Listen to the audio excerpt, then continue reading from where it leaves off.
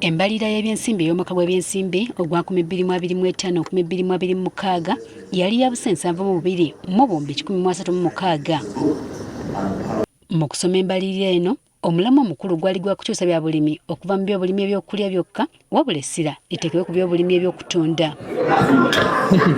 Ssente zino zaamenyebwamenyebwa mu ngeri ez'enjawulo, ng'ebimu ku bitongole ebyasinga okuweebwa ensimbi kwaliko eby'entambula oba Works and Transport ebyafuna obuse 5 n'obuwumbi 698 nga zino zaali za kumaliriza enguudo okuli olwa Kampala-Jinja Expressway, okuzimba entindo n'ebirala.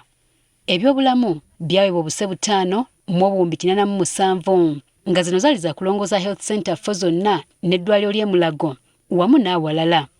Ebyokwerinda byaweebwa obuse 3 mu obuwumbi 737 nga zino zaali za kunyweza byakwerinda.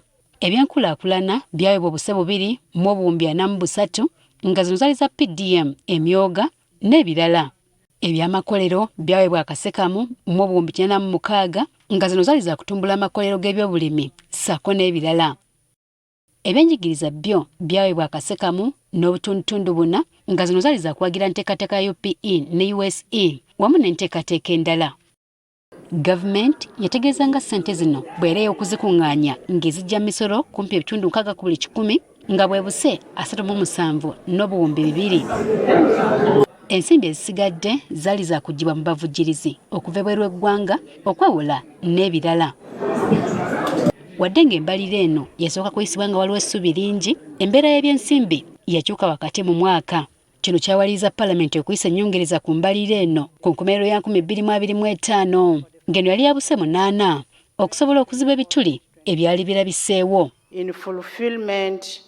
Ekitundu ekinene ku nsimbi zino ezaayongezebwa akase kamu n'obuwumbi 65 kyateekebwa mu byabulamu okusobola okusasula ebyetaago ebyali birekeddwawo oluvannyuma lw'okusazibwamu kw'obuyambi okuva mu ggwanga lya Amerika.